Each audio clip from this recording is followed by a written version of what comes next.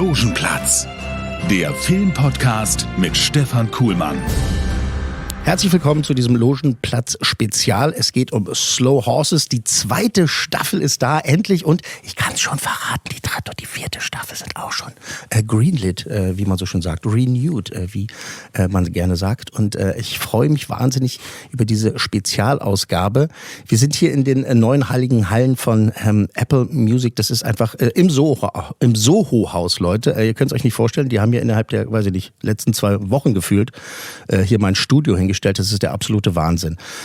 Aber der absolute Wahnsinn, sehr viel mehr, ist eben unser Logenplatz Spezial mit Saskia Reeves und Dustin Demri-Burns.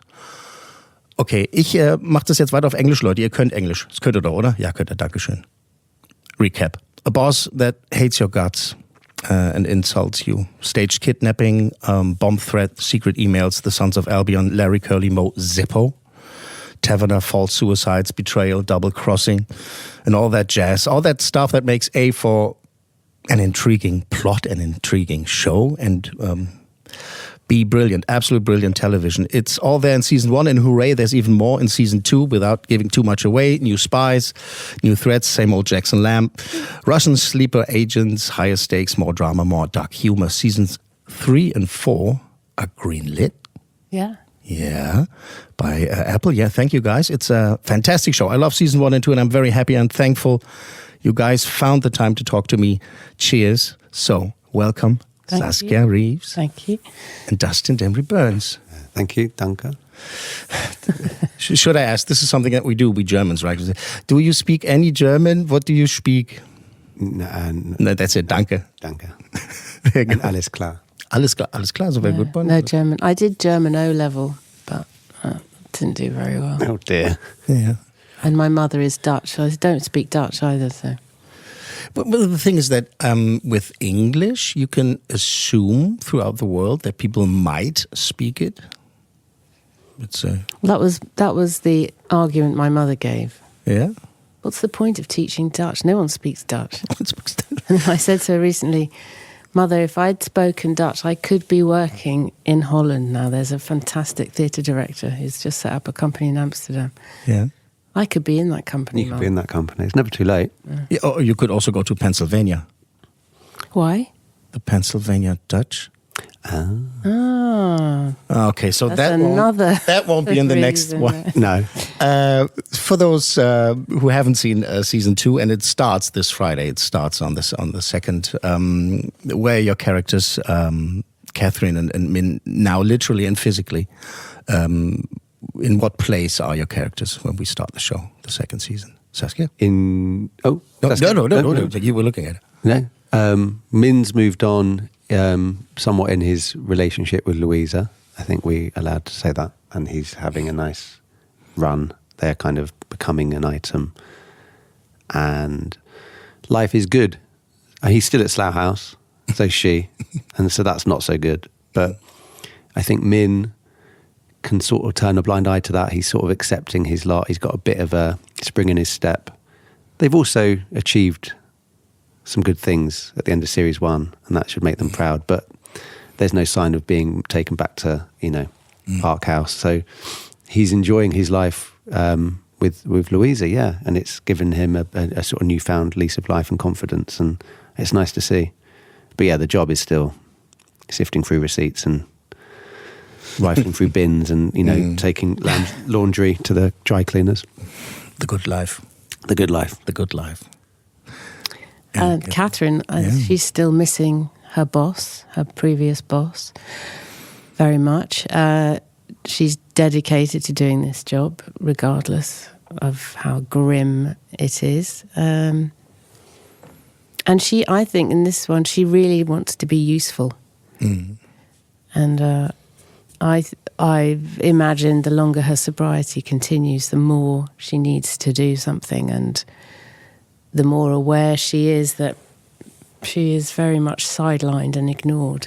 And I think she's coming to the point where she's like, no, actually, I can be of use. What I find with the series is that you have season 1 and season 2, and it's like it feels the same, but it's all different, and this is what makes a good show. That you have, you're not changing from CG animation to stop motion, but you stay in the same realm. So I can't, I think I know movies and film and TV shows, but I can't really pinpoint what's the biggest difference in staying the same in this show. What do you think? What's the trick behind there? Well, they're all the scripts, the series, as they call them, are based on the books. And so Mick Herron, who wrote the books, he's created this story, but you can actually pick up each book on its own. You don't have to read book 1 and 2 and 3 before you read, say, book 4 and 5. And I think they've tried very hard to keep that in these series. And so series 2, as opposed to series 1, we're in the summer. For instance, we've got a different director for all 6. We're not in the office as much. There's a lot of stuff goes on outside of the office. You see different parts of London. So there are elements that are incredibly different, but what we get is the chance to get to know these characters even more. And they have history, and they have backstory, they have families, they have relationships. So there's much more to find out about them, and I think that's what's proving to be successed actually, in the way they're being created. So all these questions are basically for the both of you. So if it's feel free to say this. I can't be asked to answer that. Okay. But I always wonder. Do you remember? That was a good answer. I can't be asked. Well, where's my coffee? Where's my tea? Yeah, that's. I don't know. It's a good studio, but the catering is shit. It's bells and whistles. Yeah. I'm always wondering. Do you remember when I call it the click moment, when you understood your character, when you knew who she or he is, and you knew how to portray them? Was that something that you found out when you read it the first time, or there could have been a moment on set where you stood there and you do a turn and then you just go like, oh yeah, I got them. That's an interesting question, Yeah, isn't it? That's a really good. I'm not sure. I'm trying to. It's a very good question. I'm It's really making me think. Now. Sorry about that. Why? Because you need your coffee. No, because of that question. Actors have click moments. I don't have click moments. It's tricky, yeah. I don't think it's sort of like, I think you sometimes find a flow, don't you? And you might kind of just be really enjoying that scene or that exchange, and maybe you're not questioning it much, and it's happening naturally, hence the flow. And maybe that is the click moment without being really conscious of the click moment. It's almost like you're unconscious of what you're doing, so you're just enjoying it. Yeah. But that said, I think my journey with Min, my journey Sounds like a movie. My journey with my journey with Min sounds quite like a twee film. I'm not sure if I like this film. And I auditioned, and you get the sides, but you're not really aware of the bigger picture. We didn't know the books, I didn't get the whole script. You only get the sides, just your scene. But immediately, I think I kind of got an energy from him, and I sort of understood this slightly washed up kind of, full of kind of regret and sort of in a sort of low point in his life. And so you immediately get those sort of clicks. And something clicked because I got the role. But then getting the bigger picture and reading the first book just to get the context. I don't know if it ever really it made sense, and it was just a gradual sort of progression of like getting to know the character. But like I say, I think certain scenes on certain days, you just start really finding and getting into the skin of the character.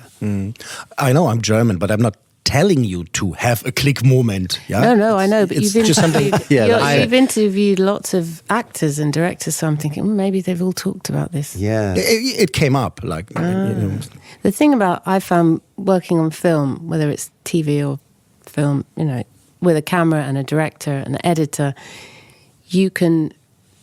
you're relying also on them seeing what you're seeing. You're relying on the communication between you you're on the same page. So you in a bad situation, you can work and create a character, and then you see the edit and it's like, well, where's that? Why is my character like that? Because they can cut around you. So when all the things I think about my character, and I love playing her because I love physically inhabiting her, because I really think she has a body language that's very different to mine, and I really enjoy that. And it's down to the type of shoes that I'm wearing. Sometimes you get influence from external things. I do anyway. But if the I do too.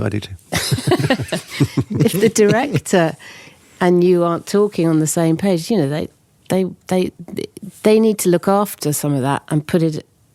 They need to cut to blah blah blah blah blah. You know, if you see what I mean. So Mick describes Catherine in the books as being almost OCD. She's very organised, very neat, and I love that about her. I love the fact that, you know, she'll line up her files, and her desk is very organised. Because this is something you can grab on when you. Well, it's fun to pretend to be that person, physically inhabit that person. So I'd go to a file of facts and I'd do it a certain way. Catherine won't. She's very organised. Now, if you don't focus that, if you don't use a tiny little bit of that in your cut or scene, if you're putting together Catherine on her own in the office, you're going to miss that detail. Yeah. Because they're like, oh, I don't want to show that. So I'll be enjoying my props and doing all that, and then. But do you think, even if, say, when they've filmed it, they've done the scene, you've done these details and you've watched the cut and it's not in it, but do you think the fact that you, in the moment, were there in that place, whether they've got the detail of you filing or not, the fact that you found that click is portrayed and it carries across anyway? Do you know what I mean? One hopes so. One hopes so, yeah. Oh, our teas are out. Tea's here, coffee's here. Thank you very much. To warm you up a bit. Yeah. The funny thing is that when you mention that, is that because my MacBook right now is like this because I can read it better, but usually that would be like this, and I have this tick actually myself. My wife is making fun of that you know, I have a packed desk, but it's all organized, you know, organized in line, and I know exactly where this is. And so I am smiling at stuff like that when you see characters having these kinds of traits, and then I'm thinking, like, does this make it more fun? Like we just established. It's fun, you know, loads of fun. And also the books we have so much given to us because Mick has written book after book. So I'm reading book 5 at the moment, for instance, just for fun. And there'll be details about Catherine in there, and I go, oh yeah, I've forgotten about that, or that's a good one, or I'll be reading a book about somebody else. I was reading a wonderful book earlier in the year about an alcoholic, and she's so articulate about her drinking and her journey to sobriety, and I was like, that is beautifully put, you know. So I'll take that and I'll put it in my bag of Catherine's stuff. Yeah. Okay. For instance. Let's say a bit on set. What I love is a good corpsing story. Do you have any? Because it was a very dry experience filming this. There was no corpsing. Just, there wasn't, was there? We filmed, we did our job, we went home. No way. No, he's joking. I don't think I corpsed once, though. No, I didn't. Sorry to give you a boring Catherine answer. doesn't smile very much, so I can't allow myself to do that. No, I've got no excuse because my character's a bit lighter, but I just... and I've got a comedy background, but I just didn't. Yeah. But I think that the more quiet ones on a set, that maybe they are prone to corpse more than, you know, like a loud character. You know, if you got a Ricky Gervais on set, and then you know he's going to corpse, okay? But, but it's too obvious. But I'm when I see the scenes where the Slough houses together, you know, and I'm seeing this scene and I'm thinking, this feels like a real moment. This is not scripted. This is not acted. This is happening right now. And then sometimes I hope I get my point across, is that I sit there and so I would react as a normal person to a sentence like that with corpsing or laughing my ass off. But you have to. I remember thinking that when we had the read through. I remember asking the director, "What's our sort of general reaction to Lamb's put downs?" And I said, because in real life I think I'd find them quite funny. I don't know, you probably don't remember, and I just remember thinking, I don't want to always sort of have to roll my eyes and sort of like, sort of hunch my shoulders and sort of walk out dejected every time he makes he puts you down, because in real life, I think you can always see the funny side and the light and shade. And I was like, what is the tone? Because I wonder if now and again, is there not a smirk and a kind of eye roll like that? We're quite enjoying it, especially if you're not on the receiving end of it. Yeah. You're going to enjoy him, tearing, River a new one sort of thing. Yeah. And I think those scenes where we're all together, they're rare. There's a few of them, but they were very fun because it did feel like sort of group of school children and getting told off by the headmaster. Yeah. And those moments when you're not allowed to laugh are always the best, where it hurts. Yeah. So, was there room for improv? Well, yeah. I mean, no and yes. Gary said, I really think Gary set the tone for all that, because he's a master of making you feel like he's just doing it in the moment. And he's also got funny bones, so and he has this truth thermometer. He just knows himself. He knows how to make something believable. So he'll use the set, the world he's in. He won't go off script, but he'll make it feel like he can physically do anything. And that was for me, very releasing. So I started inventing stuff and doing little details that weren't necessarily... You realise that, I don't have to just do that and that as in the script. I can do loads of other stuff in between. Yeah, I never felt like I was rooted to the spot. You got to hit your mark maybe, but there was a lot of freedom. You could sort of, in the rehearsal and in the first few takes, you could make a few choices and not have to stick to them. You weren't like, now I've got to scratch my nose every time on that beat. It was it did feel loose. And you're right, Gary does set that tone of like, even if it's not necessarily literally improvised, you're not going off script, it feels very spontaneous and truthful. Yeah. But I think going back to the humour and the corpsing, I think there's an element to this series in 1 and 2, which is their Englishness and their irony. And we don't have the same sense of humour as Germans. For instance, there is nobody cracks a smile, but they say a lot of funny things. It's almost like a challenge. So I'm going to say something funnier than what you've just said, or even more insulting, and I'm not going to laugh either. So there is a banter in that, which is a very British way of being funny and not laughing. And also a lot of his insults, you don't quite know where he's going with them. Or maybe I'm just speaking for my character, but you're not quite sure where he's going. So you have to be on your guard as well as bat it back, or, Yeah. And then also maybe some of them don't always land that well as well, which is kind of true, because, not everything you say is so crisp and perfect and, perfectly scripted sometimes. Even your put down might sort of not quite land. Yeah. The thing is that I've grown up with British comedy, I'd say. Across the board. Of course, we had Mr. Bean here, but we also had... but I'm sorry. I thought I was waiting for either Benny Hill or Mr. Bean. That's actually the next thing I was going to say, because Tommy we had Cooper. Benny Hill, but when you see like Monty Python, which I loved more than anything else. Monty Python. Even as a kid, Of course, I could laugh at the naked ladies at the Benny Hill show. Try to produce that now.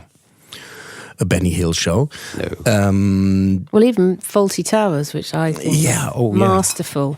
It's Absolutely. very difficult to watch some of those episodes now. Yeah, but we love that, and I love as a kid, I loved because they're not PC, is what I mean. Me too. Yeah. I mean the same thing that you couldn't go there these days. It's very fast moving taste in comedy. I think 5 years is sort of quite a telling period of time where you look at TV shows. 5 years old, 6 or 7, they date very quickly. It's music, comedy. Tommy Cooper, though.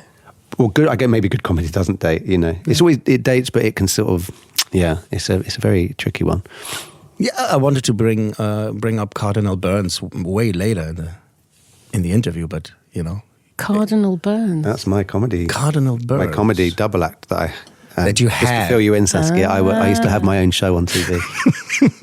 So I'm not. I didn't just land from job. planet. Land from planet Gorb. Gormless. Land from planet Gormless. Yes. What about it? Yeah, I wanted to ask if the background in the comedy is helpful for things like this, where you have the combination of dark, like really dark humor and dark drama, and then, you know, which is... I don't know. Maybe if you've got a background in comedy, certainly writing, you've got a skill that you can maybe tweak a line, maybe sort of see a bit of an absurd scenario play out. I don't know, but then usually it's not required. You're not really asked to turn up there and sort of give your, you know, comedy. Yeah. I think usually good comedy, and certainly what I try and do is like, again, it's truth. It's like you're not playing something for comedy really, or at least the best comedy, I think. Yeah. And why this works is because it's believable. It's a real life situation, and it's the sort of comedy juxtaposed with like the sort of the failure of them all and the reality of their situation. So you're not trying to play that really and be art. You're just playing the moment truthfully. Whereas Cardinal Burns was a very surreal, silly sketch show. Which we would completely go overboard with, and characters were big and extreme, very silly a lot of the time. But it was always like silly. It was either you'd either have a silly character in a very normal situation. Exactly, because... Or a very... Sorry. So the direct opposite of that, which would be... A very serious character. A very serious character in a ridiculous situation. That was sort of like that would always seem to be our... So one of those is always truthful. Do you know what I mean? Yeah. When I was jumping up and down when Martin and I set up this interview, and my wife was just like, who are you interviewing? And I was saying, it was Saskia Reeves and Dustin. And she was like, oh, okay, I know Saskia. Yeah, exactly. Who? I'm like, okay, I'll show you something. And I showed her ooh cake. Oh, wow. I showed her ooh cake because that's like such a moment where what you just described, you have a normal situation that goes... So Saskia bonkers. And the listeners, ooh cake is a sketch where anyone who's been in that office situation where someone just produces a cake and then you just get a chorus of, ooh, cake, ooh. And everyone, and this relates to, very, very good, you're good at this. It relates to Slow Horses because it's office-based, very mundane. Yeah. And it's just any break in the day or the monotony is so welcome. Yeah. So like anything that slightly alters it's a bit of cake. All the office staff will jump up, get their plates, and it'll just, oh, cake, whose birthday is it? Oh, I didn't know it was your birthday. Oh, it becomes this sort of cacophony of like kind of like birds all sort of pecking and then the cake slowly just very quickly gets devoured. But our spin on it was everyone goes back and it lasts 2 minutes, and then it's just back to your desk, cake. And then just everyone's got their empty plates or half-eaten cake. And then an hour later, people start getting nosebleeds, people start going mad. And then it becomes this sort of horror film where people, and everyone gets sort of tortured. Really tortured through office supplies. Office supplies. So like someone's staple gun to the wall, the ceiling. Someone's been drowned in the water cooler. Someone's got like a fire hose up their bum. Eyes gouged out with the... someone's had their eyes gouged out with drawing pins. And it just becomes... really? So again, it's very normal, mundane. And that's, I guess, to not to make it all about me and my comedy show, Slow Horses is kind of that marriage of really mundane, awful kind of, what's the word, drudgery of like just working in an office, which so many people can relate to. Not that all office jobs are awful, but it's just sort of doing the same thing and sort of sometimes feeling that what you're doing is to no end and to no point, like rivers rifling through bins all day just for nothing. But then that mixed with suddenly these bursts of high octane, like, life-changing, life-altering, action sequences. Yeah, absolutely. Yeah, I mean, you have... Making a difference and your job counting suddenly. Everybody can, relate to a boss that you hate, that hates your guts, and then someone's brains get, blown out. This is what I like about the absurdity, and this is why I like Monty Python, when you have a moment and maybe you remember the episode where any sketch was happening, and in the sketch, if someone was on the phone, they would stop and say, I'm a 9. And would just but throughout the whole the episode, do you think that only the British, as somehow being the inventors of spy thrillers, could turn the spy thriller on its head, like you did with this? Because you did too. I guess I think we did it. Mick does it very well, and we're good at it because maybe the type of humour we've got, and it's very sort of. I've seen the spy genre, hit the silly wall very quickly, like Austin Powers. But this is kind of doing this sort of office-based sort of like, mundane, like almost like Ricky Gervais's The Office meets sort of really low-key, real, believable. I think it is a British thing that we've done well, humour-wise. Yeah. Yeah. Did you hear about the complete rip-off from The Office in Germany? Because it wasn't not an official one. They just did it. Oh, really? They didn't. And through like the first, because I saw the German version first, and then I went to Australia back then. I don't know, 2000, whatever it was. And my friend's like, "Oh, you have to watch The Office," and I'm like, "Yeah, I heard about that. They won a Golden Globe, right?" And he says, "Yeah." So I'm watching the first episode, and I was like, "Wait a minute, this is a German show. This is the ripper from a German show." And it was the other way around. And through the first 3-4 episodes, there was nothing. This is based on or blah blah blah. By the way, blah blah blah. That's risky. And after fourth episode or something, someone told the BBC, it was like, oh, maybe you want to take a look at this. And then supposedly there was a phone call where the BBC said, "You can have this. We give you this, but." You have to cost this much. Acknowledge. Oh, right, you have to at least. And so it actually said based on characters created by Ricky Gervais and Stephen Merchant. That was generous of them. Yeah, I thought so too, because they could have said, snipers. They could have charged them so much Could have charged them a lot of money or sued them. Made another one. Yeah, exactly. Okay, why did I talk about that? Because the Office meets Le Carré, as Rosalind says. So do you think that a boss like Jackson maybe brings you, well, it happens in the show-ish, brings you to a point where you said, I will do better because I have to prove this asshole wrong and show him that I am better than this, or like he's talking about me. My relationship to Jackson, or Catherine's relationship to Jackson, is very different to everybody else's because I'm a secretary, even though I think Catherine is a better spy than anybody. That's a lot of the fun I'm having with her. I don't know. What do you think Harper's? I think journey. His journey. I think he.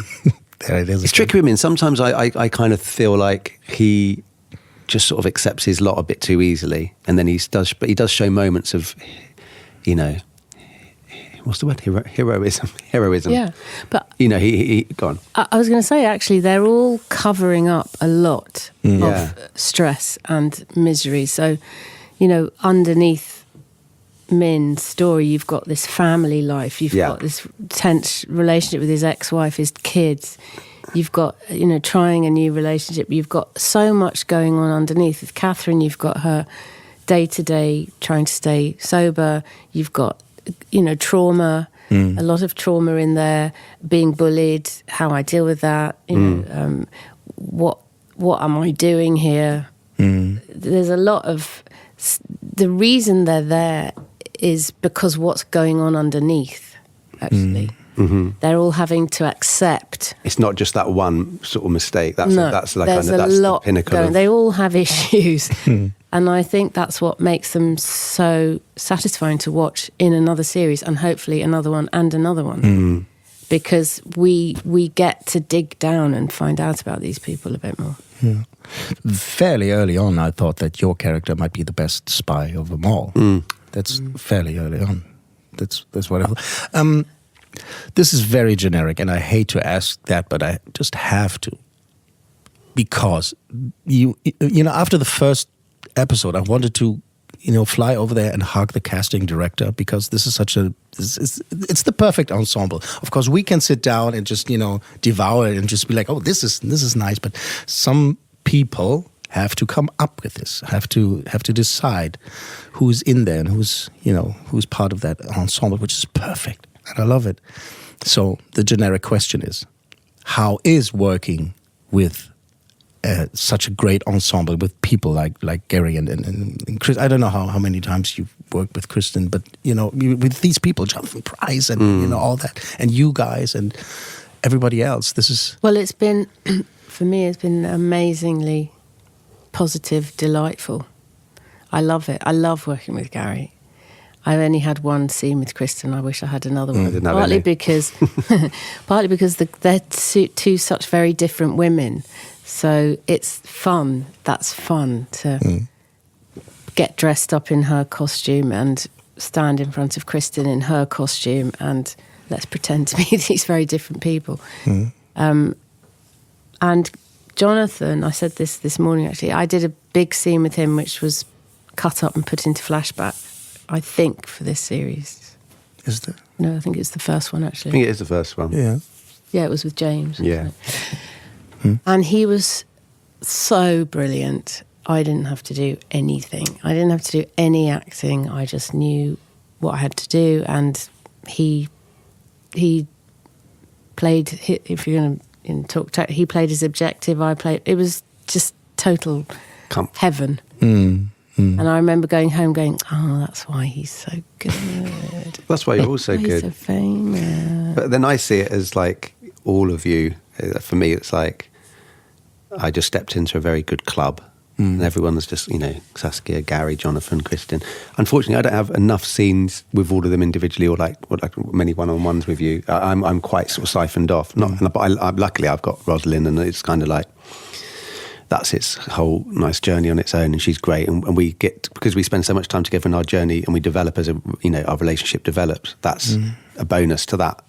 But I must admit, I wish I'd had more to do with Gary and Saskia, and because you've watched them, and as part I've started in comedy, but I'm getting drawn into drama and watching these people over the years just do brilliant things, and it's just like it's really amazing. I mean, amazing. they're hard hitters. Everyone is at the top of their game. That was the other thing. So I don't know if you've had this experience, but in the past you'll be on set with an actor and you go, oh, they don't know their lines well. And probably most what people think of me.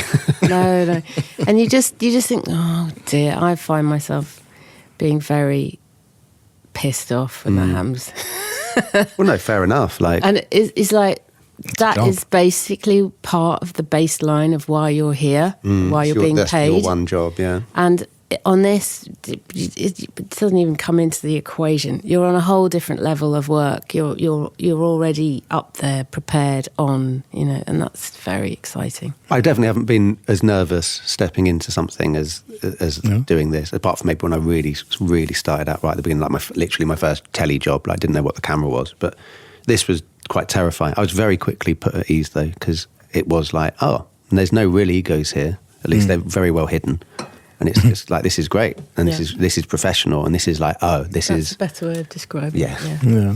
It's very, this is easy actually, or it seems easier than, and it's because you're lifted by all the people you want to work with. You don't want to be the best person in the room ever, do you? Yeah. I rarely think I have been, but I think it's, it's not about not being in your getting out your comfort zone. It's just, you don't want to be, sort of wincing at the other person's performance, thinking, I don't believe you. That takes you out of it, doesn't it? Yeah, well, I think it's with any job that you want to have, colleagues that someone's not done the filing properly. You want people that know their shit. Yeah. And to pick up on your French, certain scenes pissed me off because I'm because I'm thinking I'm sitting there, and this is I think this is very German, because I'm thinking, why do German actors on TV shows especially struggle to portray or perform a scene that feels as real as you guys do? Because like I said before, it's not written dialogue to me. It's not something that is performed. It's someone put up a camera somewhere, and there's some guys sitting in a room and talking to each other. With German television, and I'm sorry to slag them off, but they're not here. You have a lot of that's the writing, isn't it? Yeah, I was going to say. Yes, and also the prep time. Sorry to interrupt you, but also television. We are in such a fortunate position doing Slow Horses because we have artists of such quality as Gary Oldman and Kristen Scott Thomas, who are cinema actors and theatre actors. I've seen both of them on stage. I've seen them in amazing movies. Sorry to interrupt you. I'm doing it anyway. I'm going to interrupt you both. Yeah. There you go. But it's not, I'm not especially talking about scenes with them. You know, I'm you talking guys. about the level of writing. Okay. From Dustin said. And actually, this isn't really television, is what my point was. Okay, sorry. So if I would say, would you say the same about German actors in German films? I don't think you would. Mostly. Really? Mostly with this is what I wanted to say. Is it's hard we miss the nuance because of the language. No, it's nicht schlimm. It's nicht schlimm. Don't worry about it. The thing is that most of the time I'm sitting and watching a German TV show or a German movie and I'm thinking, wow, this is so well acted. This is a brilliant performance. But I'm acknowledging a performance. Okay.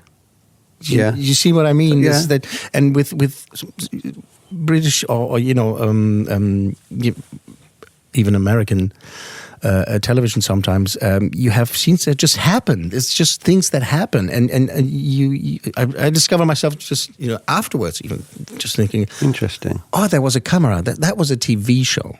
A bit exaggerated, but this. I mean, I think it is the script, and I think it's the depth of time that they've worked on these scripts, and the fact that there are books to back this up.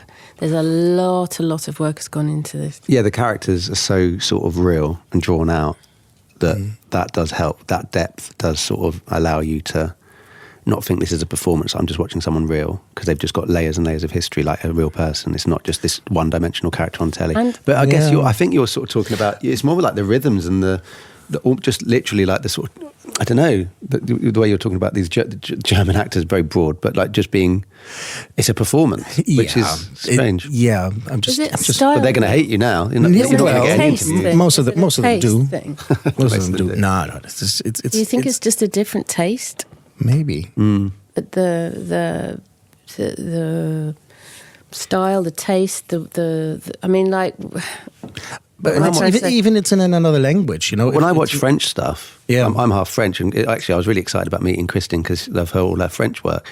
I really enjoy, when you get often the film subjects are very just bourgeois, like, this is just middle class life in Paris or something, like having an affair. But in terms of performance and the acting, they're so, it is like you say, you just sort of feel like you're just sort of a fly on the wall, and it's very satisfying sometimes to watch. But anyway, sorry. Okay, Well, do you remember Eurotrash? Yeah, of course. And I love that because you got to really see how, Germans like those sort of jokes, French like those sort of jokes, And I think there is a sort of an unspecified way that different countries laugh at different things. So maybe you're just too continental. I'm a breakfast. I think basically You're a croissant. Oh yeah. What are you? Basically, I'm trying to pay a compliment and saying this is fucking a job. So there you go. Thank you. Oh, thank you. No, we're not biting back, and we're defending German actors. No, but why would you? What's up with that?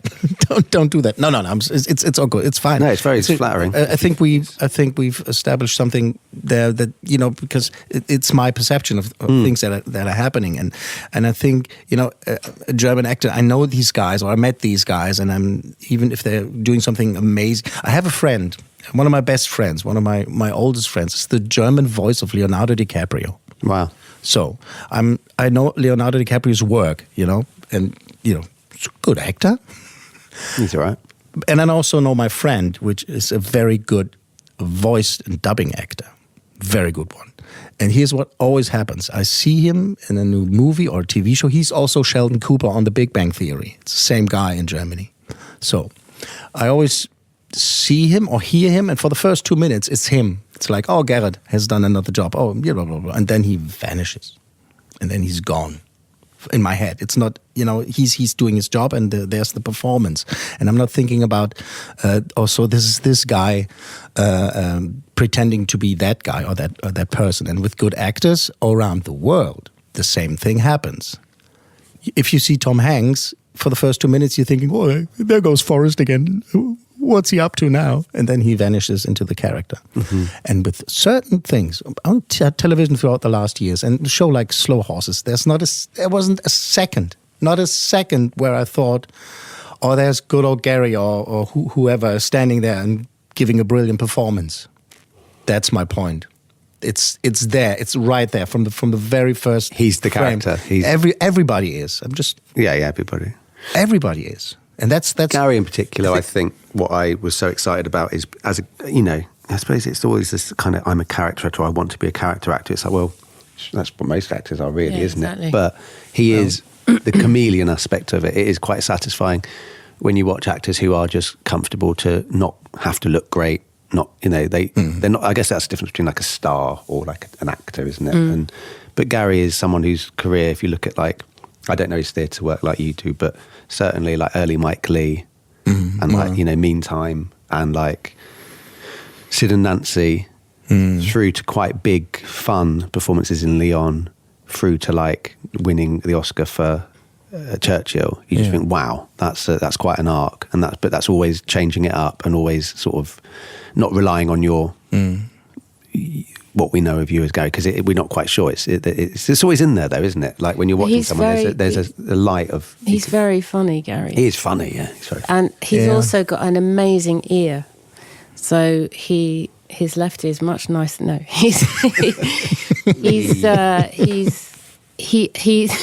so in the first series, I remember we were talking about corpsing, but we were on set and we were actually on location, and he had this app where you could do somebody's voice and it would turn you into that character. So he had Christopher Walken, he had Robert De Niro, like a deep fake thing. He had Ray Liotta. Oh, that wasn't him. I think that was someone else. And it was hilarious because he would do these extraordinary voices. His good one at the moment is Peter Falk. So he is a very good mimic. We were doing that at the screening, the premiere for Series 1. We were sort of stood in the middle of the party doing our best Keith Richards or Mick Jagger. And it's like, and my wife was with me, and she was like watching me and him just giggling and being silly. And she was like, and it was like, that's what's great. That is really what's great. You're not just sort of like doffing your cap and going, it was such an honour to work with you. You know what I mean? You really are mucking about. Really mucking about. And then that fabric just comes into the scene as well. Do you want to hear my Mick Jagger? Absolutely. No. He does a good Gary Oldman, actually. Am I allowed to do it? Yeah, go on. Gary, here we go, Okay. Gary. Yeah, go for it. Yeah, well, it's, yeah, it's very good. Oh, you horrible lumps. What are you doing? Something like that. It's a London thing. As if he were in the room. I know. He's still got London. Considering he's lived in America for a long time, he's still a real there. Londoner. It's still there. You guys have been in some of the best things on television ever. It's Luther or Barnaby or something, stuff like that, and which is has its place. But you, this is more a question for Saskia. No. The thing is, the question itself goes to both of you. But you've been part of one of the best things throughout the last 20 or 25 years or whatever. Go on. Because you've been part of Dark Crystal age. Hey. Yeah? Dark Crystal. Like 3 or 5 minutes. Okay, good. 3 or 5 minutes. Okay. Dark Crystal. Dark Crystal, Age of Resistance. Yeah. And you've been a part of that. And it pisses me off because... Did you like the interpretation of it or whatever you call it? No, I loved it. It was absolutely amazing. The whole thing was amazing. But it reminded me of my biggest regret. This is where my question is heading. Because as a kid in 1981, 1982, when I saw the making of the Dark Crystal, the original one, that was the moment when I decided, whatever it is, whatever it's going to be, I'm going to do something in movies, in film. And I just watched that over and over and over again. That was the film? That was the film, and you were part of that series, and that reminded me, and that's just my funny way of bringing the question up. Because the thing is that when I grew older, that was always a part of me that wanted to be a Muppeteer. I wanted to work with Henson in the workshop or wherever I would end up. And there actually was, a couple of years later, there was like this open casting call that they put out in Germany where they said, do you think you have it in you to be a Muppeteer, come to London. And I never did. For Avenue Q, was it? I'm not sure what it was. No. It was early 90s something. Well, here's the thing. I got my equity card years ago because I became a member of the Covent Garden Theatre Company, and it was a puppet theatre company. And we worked with two guys who worked with Lock and Floor. Do you remember the satirical programme, which we don't have anymore, which we should? Where they turned all the politics. Spitting Image? That's it. Oh, right, yeah. So Luck and Floor did all those puppets, and we had two guys who'd worked with them. Yeah. And we did two shows where we had the most amazing puppets. I was Margaret Thatcher at one point. I was also the Thought Police, which was 3 Margaret Thatchers in one little box on my head, and things like that. So yeah, puppet work. That sounds fun. Very Yeah, interesting. absolutely. No, but I didn't go because I was too lazy or too scared or whatever. And this is something, if people ask me, what's your biggest regret? It's still, to this day, I've met people from Henson. I met one of the original Kermits that took over after Jim Henson died. And I almost couldn't get through the interview. And I told him that story, and he said, this is one of my biggest regret. And was I crazy not to go? And he said, this actually might have been, that was an idiotic thing to do or not to do. So my question was, or would have been, do you have that? Any regrets? Like a regret. To end on a damp. On a jolly note. On a jolly note. I know, yeah. Well, I have many regrets, but I don't want to think of them as regrets. Yeah, okay. Because I don't like that burden on myself. And I think it's very hard on myself, so I don't do it. Okay. So I just say I made different choices. And everyone has... I also don't try and compare myself. So if I'm going off in a direction, I just keep going in wherever that takes me, whatever choices I made or make. Because I think as a I don't know, it's a very interesting question because it's something I would avoid thinking about. As an actor as well, I think you're always comparing, or at least it's hard not to. Trajectory, your career, why didn't I get that role? Why am I not doing that?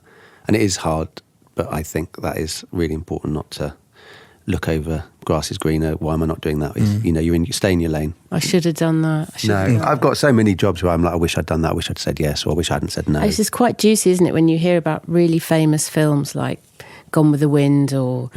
different casting. Yeah, so-and-so turned that down, or Paul Newman decided not to do that. And you can't imagine... It's like Eric Stoltz in Back to the Future. Imagine it not being Michael J. Fox. That's the one that always gets me. Yeah.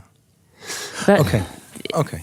Yeah. Okay. No, thank you. Maybe I'm just looking for people that tell me, you want a heavy story. No. Maybe I'm just looking for people to tell me, get over it, move on. So You're being very hard on yourself. I am. You said you were lazy. You're not lazy. Well, You run the world's biggest podcast. I am. You are a big You were. And so to let you podcast. go with my famous, you don't know it, but my famous last question, and that's it. Then on a scale of 1 to 10, 10 being the most optimistic, how do you see the future of mankind and why? Oh, God. Thank you very much. That's it. Great. No. Oh, that's the question. I thought the question's so ridiculous we don't have to answer Exactly. it. That's the trick. Don't I'm answer. like Elon Musk. I'm optimistic, but it's a few steps back before we go forward. I don't know. I kind of feel like I've just been watching a documentary about Elon Musk, so he's very in my head. But it would be nice to spend a bit more time and resources and put these brilliant minds to slowing down global warming and everything before we maybe send us all to space. A bit of a balance there. I agree with that. You know, let's not just all fuck off quite yet. Let's try and mend it. But I'm optimistic. I'm sure we can reverse some stuff, but that just sort of makes me feel better about when I fly. Okay. Sometimes I think if I was living in 18th, 17th century London, would I still think the same? As life is pretty tough and, oh my God, we're all doomed. I mean, for instance, knife crime. Knife crime really worries me in London and upsets me. But then how dangerous would it have been if you were a 16-year-old in the streets Exactly. of Victorian London? Having said that, climate change is massively worrying. Yeah. But I don't know. But we're not here to talk about that. No, We're here to promote a TV show. Yeah, and you have. It's okay. So I'm hearing a 7, 8, and I'm hearing a... Yeah, that sounds all right. Yeah, as well? Yeah. Okay, there you go. Thank you, guys. Thank you Thank very you. much. Thank you very much. That was not too shabby. Hey. Vielen Dank an Saskia Reeves und Dustin Demri-Burns. Und Slow Horses ist die Show und die 2. Staffel ist da und die 3., die 4. werden auch kommen. Es war einfach fantastisch. Vielen, vielen Dank an Apple und vielen, vielen Dank fürs Zuhören. Logenplatz, der Filmpodcast mit meiner Einer. Dankeschön. Bis zum nächsten Mal. Ich muss los. Logenplatz, eine Produktion der Podcast 1 GmbH.